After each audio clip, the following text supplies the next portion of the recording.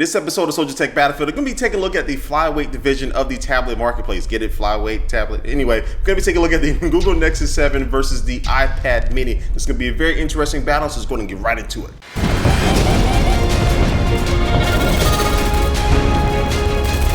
What is up? What is up? What is up? Hey, what's going on, everybody? My name is Mark Watson, otherwise known on the internet as Soldier Knows Best, and this is my Soldiers Tech Battlefield show where I take two products every single week and put them against each other to see which one can come out on top. Now, this week we have the Google Nexus 7 versus the brand new iPad mini. So the categories for this battle will be design, display, internals, cameras, OS, third-party applications, and the price point. So we're going to get right to it and start with the design.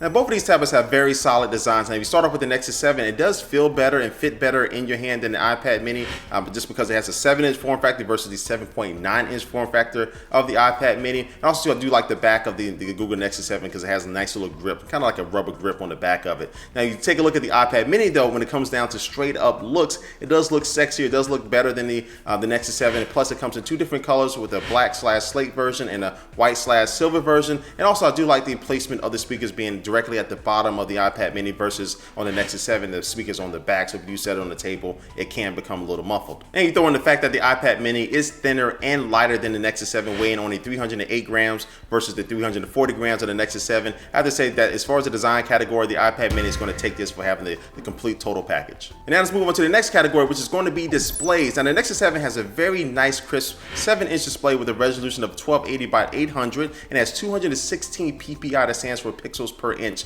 So when you're looking at the screen, you're going to be able to see a lot more details in your photos and your video. Compared this to the iPad mini display, which is a 7.9-inch display, so it is bigger, but it has a lower resolution of 1024 by 768 and only has 163 ppi. So what this means is that, again, like I said before, the Nexus 7 is going to be a lot more crisper in the text. If you are reading books or magazines and things like that, it's going to pop up a lot more than what it does on the iPad mini. But the one thing that the display on the iPad mini has going for it is that it is bigger. So when you go to the same website, then you're not necessarily going to be able to see more content on that page. Actually, the Nexus 7 displays more content, but it will be bigger. It's going to be easier to read. You don't have to pinch and zoom as much. But even with that, I'm going to have to give this display category over to the Nexus 7 because it just has a better display, and the iPad mini, for its price point, should definitely have a better display. And you're used to using Retina displays on the other devices, it is going to be a step down. It's not a huge step down, but compared to the Nexus 7, it just doesn't win. So the display category goes to the Nexus 7. And now let's talk about the internals of both of these devices. This is going to be a pretty tight category. Now, taking a look at the power, just the horsepower behind both of these devices, you'll see that the iPad mini has a dual-core A5 processor with 512 megabytes of RAM,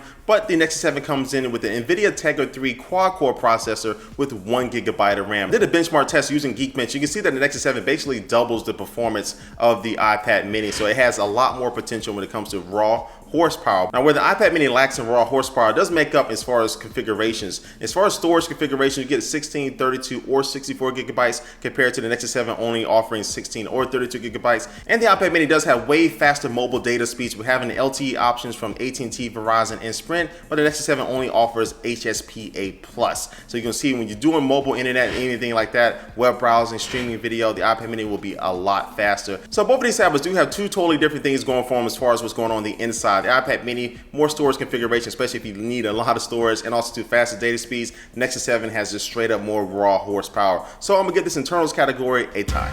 Moving on to the camera category, this is going to be pretty straightforward because the Nexus 7 only has a 1.2 megapixel front-facing camera that can only take or stream VGA video and doesn't even have a camera application in the software for you to play around with it. So definitely Google is not really taking the cameras seriously. But when you take a look at the iPad mini, it has two cameras. The front-facing camera is also 1.2 megapixel, but it can also take 720p HD video. And then you move around the back, you'll see you have a 5 megapixel camera that can record up to 1080p HD video. And so the cameras on the iPad mini just really blow away the one camera on the Nexus 7.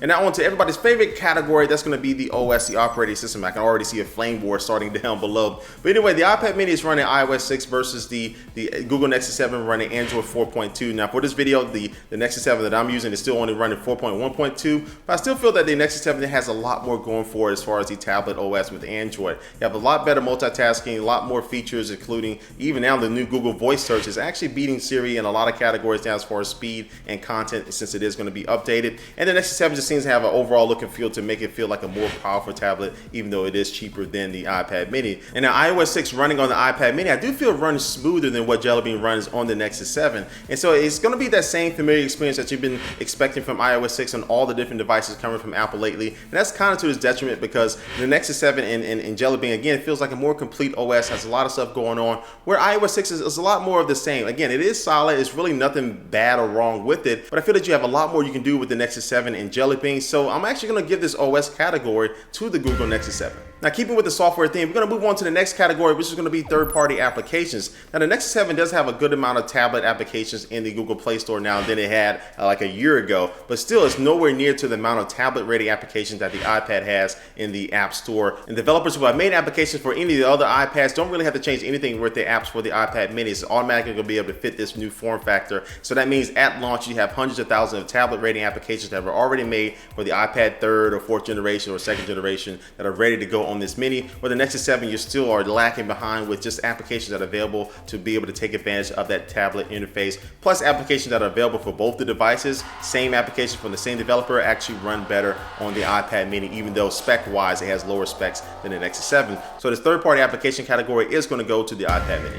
And now on to the last category of this battle, and that is going to be the price. Now, the Nexus 7 starts off at $199 for the 16GB version. 32GB version is going to cost you $249. And if you want a 32GB plus the mobile data version, that's going to be $299. So max point is going to be $300. Now, you move on to the iPad mini, its starting point is going to be $329 for the 16GB version. 32GB is going to cost you $100 more for $429, and then the 64GB version is going to cost you $529. Now, if you want to get the LTE version of the iPad mini, the 16GB plus LTE version is going to start off at $459, and it's going to go up $100 from there, just like the Wi-Fi only version. And so as you can see, this category does have a clear winner with the Nexus 7 starting at $199. That's a very hard price point to beat. And so we finally reached the end of this battle, and what do we have? We have a tie. Now, I think I fairly compared both of these tablets in each of these categories. I know some people can see things differently, but we still ended up with the tie. But I can't end this video or end this battle with the tie, because a lot of people are really interested to see which one to go with. And because of this, I'm going to be adding one extra category to this battle, and that's going to be the best bang for your buck category. Which tablet is going to be the best bang for your buck? And I'm going to have to go with the Nexus 7 in this category, because starting at $199, you have very solid performance. You're running Android 4.2, the latest version of the OS, which has a lot of good features to it. It really just comes down to me using both of these tablets side by side, and I see one that costs $130 more than the other one. I'm expecting that one to really blow the other one out of the water in almost everything, but that just isn't the case as far as the display, the processor, and the OS, which you have with the Nexus 7 versus the iPad mini. So again, that's why I'm going to be choosing the Nexus 7 in this category, and so that makes the Nexus 7 the winner of this battle between the iPad mini. And so I do know a lot of people are going to have a different opinion of me, or you may actually agree with me. Either way, leave a comment down below what you think about this battle. Which tablet do you think actually won? And I can't wait to see you guys next week for another episode of Soldiers Tech Battlefield. Until then, I will catch you guys later. Peace. Now, on the other side, certainly there's a quantity of apps in Android, and there are plenty of quality apps in the Google Play Store. So they might not look as pretty as they